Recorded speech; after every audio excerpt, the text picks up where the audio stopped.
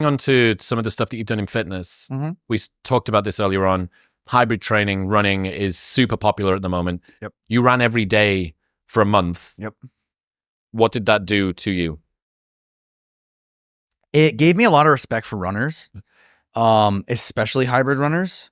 Honestly, all runners. Any new challenge or workout's tough, but doing it every day, it was like new and fun, and you're sore in the beginning and it's really hard, but I feel like running is a different sort of reward where I see a very quick result where I run 3 miles on day 1, horrible time. I'm dying. I'm cramping. I feel terrible. I'm like, bro, I'm running a marathon in 30 days. How is this going to happen?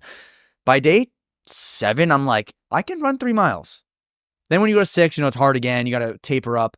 I did a very rapid prep. No one really does this. Nick Bear sort of coached me. He's like, hey, this is the best case scenario. You're going to run this many miles each day. Good luck.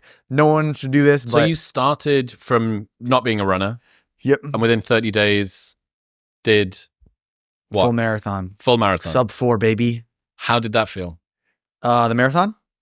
Excruciating. It wasn't the most painful thing I've ever done.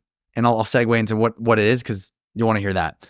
The marathon, the first 13 miles were pretty chill. And I was like, all right, halfway. Like, this is going to be pretty easy. Like, not easy, but like, I'll be okay.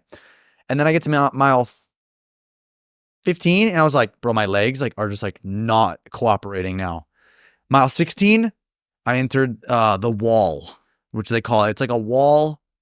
The wall in running is where you hit this block a period of time, many miles, 1 mile, could be 10, everyone's different.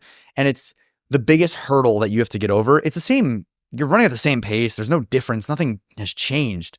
It's just your body and mind has created this wall that you have to literally get through.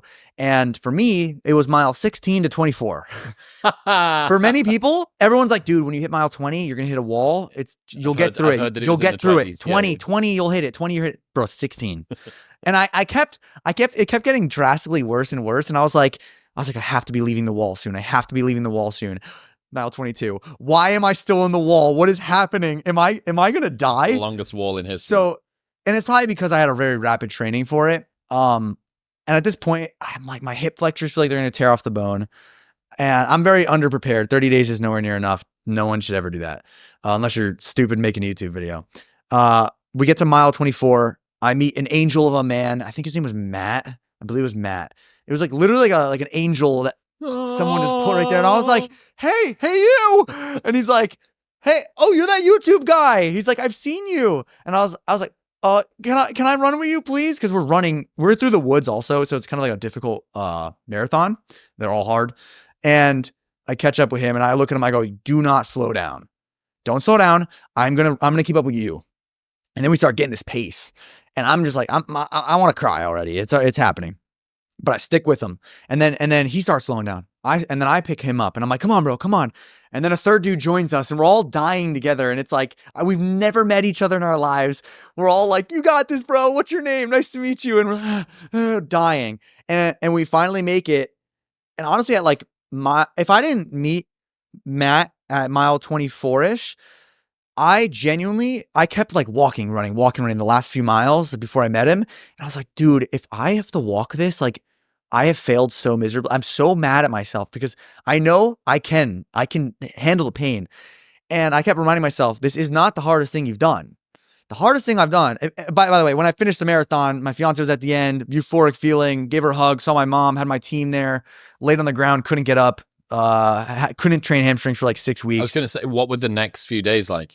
Oh my God, the pain was so bad. I was limping for multiple days, like could barely lift my leg. And for about 6 weeks, the tendon behind your knee, there's like those two like stringy tendons. I could not do a hamstring curl for the life of me. I could do like squats and stuff, but I could not curl anything, like not even like 5 pounds. Felt like I probably tore something. And then my hip, I could not raise my right leg. And then for a while, there's a lot of crunching going on. I was like, this was a bad idea. And video did great. 3.3 million views, probably and growing. My favorite part about that video was the the storytelling and ending at the end was so like pure, Yeah. and it really moved people and got people so like the comments on that video was different than anything. Did you see else. Casey Neistat's video about his marathon? Which the sub 3?